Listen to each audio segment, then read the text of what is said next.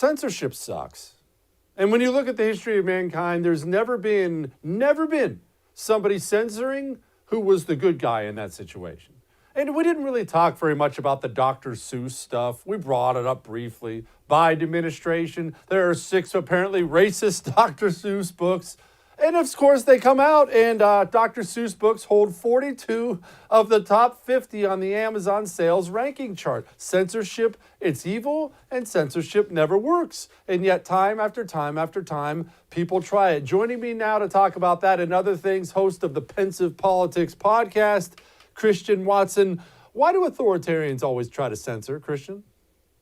Well, because they're afraid of losing control, really. And this is the entire thing with Dr. Seuss. What does Dr. Seuss teach us? Dr. Seuss teaches kids how to, in one of his books, teaches kids how to not see color, how to not see superficial characteristics, and to just be kids and to just enjoy life. Authoritarians, however, see everything through their political lens. They want to taint and maim everything in accordance. That's why they do this kind of nonsense. I'm absurdly pro-free speech. And when I say absurdly pro-free speech, I want everybody to have a platform because I want to know what everybody's thinking. I want ISIS to have a platform. I want the KKK to have a platform. I want Louis Farrakhan to have a platform. I want to know what my enemy is thinking so I'm not driving them underground and hardening their resolve. Plus, my ideas are better. Why doesn't everybody think like that? Well, because, again, it's a few things. Some people believe, and if you have this sort of theory mindset that has been rampant in American society, some people genuinely believe that certain ideas can wound and hurt, and that violence can also be something that is exercised through speech as well as through physical force. And so they conflate all of these things and they take them to be actions against their life. I mean, critical race theory teaches black folks that if someone does a microaggression, they're acting against their physical being as well as their mental safety. So when you view speech that way, it's very, very easy to delegitimize the free sort of exercise of ideas. And it's unfortunate. Christian, this seems like it's getting worse. It seems like, honestly, and I'm not the guy who's criticizing the next generation, because I just believe people in general are the same. But this next generation coming up, I'm talking about the college kids, they seem more vicious than anything I've seen in quite a while. Well, so I think, okay, so hindsight is 20/20, right? That's the old adage. I think that back 50, 60, 70 years ago, during the McCarthy era where people were being attacked for having different beliefs, and, even in the 90s and so on where people were being arrested for having obscene words and rap songs, I think we've seen certain iterations of cancel culture.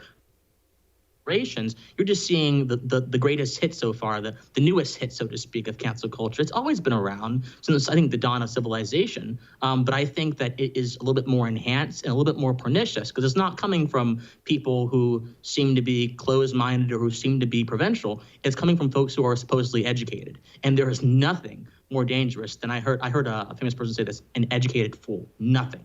Isn't that the problem, though, Christian, is the education? The education we're getting now is not the same as it's always been. And frankly, it is very anti-American. We saw that this summer when it was Antifa and Black Lives Matter burning down cities with the consent of much of America. Much of America was sitting back and cheering. Half the country was.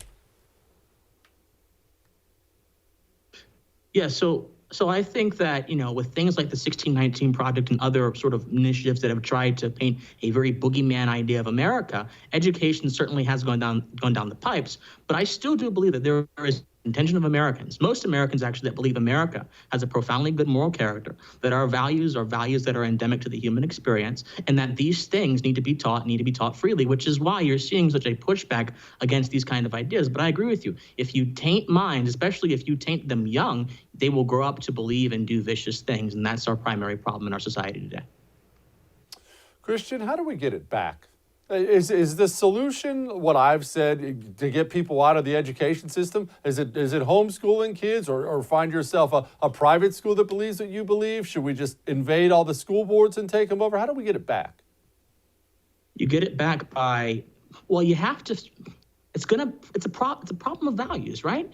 There's no easy solution. I wish I could say, you just pass this legislation and it goes away. It doesn't. It is a fundamental problem of values. You get it back by reminding kids, especially in the home. That's where it all starts, in the home, that, hey, No, regardless of what social status you have, regardless of what your physical complexion is, you are an individual first and foremost, and you should always act as if that is true, because it is true. That's where it starts. If people believe that, they will have a zealous reaction against this kind of cancel culture, against this kind of identity politics, against this kind of collectivistic mentality that is tainting American society right now. But it starts in the home, and it starts by instilling that value that we are all individuals first, and everything else comes second, third, and fourth. I believe that it's not a governor's right, not a mayor's right, not any American politician's right to tell me that I have to wear a mask, to tell me that I have to close my business, that I'm allowed to open my business. And I saw a whole bunch of people yesterday praising Governor Greg Abbott of Texas for allowing everybody to open again. Why? He should have never closed it to begin with. Are we that whipped down we don't understand freedom anymore?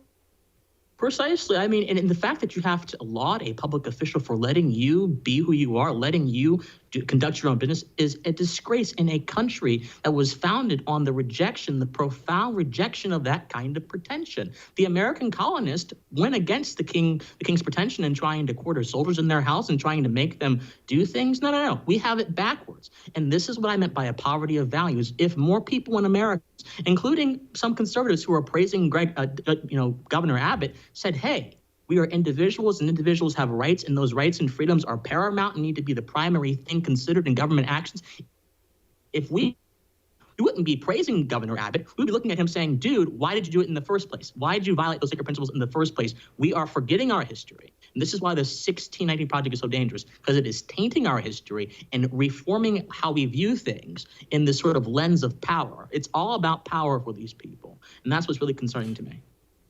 The 1619 Project, but that's just in the New York Times, right? It's not spreading anywhere else, surely.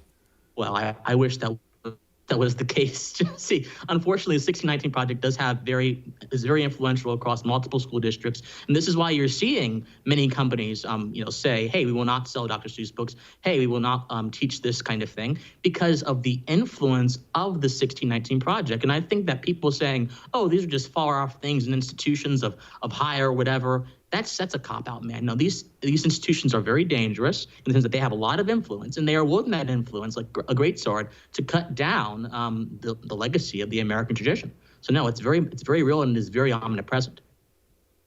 Christian Watson, thank you so much, man. I appreciate you.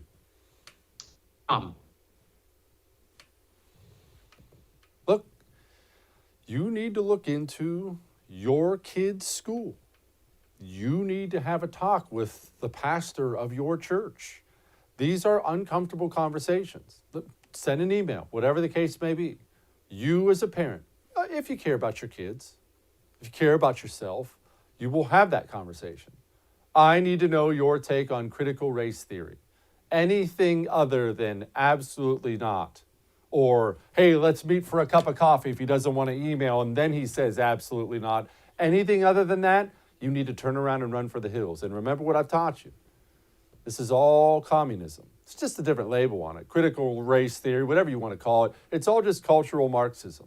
It's all a promise that you have been wronged. And if you give me power, I will hurt him for wronging you. That's all communism is. All right, we'll be back.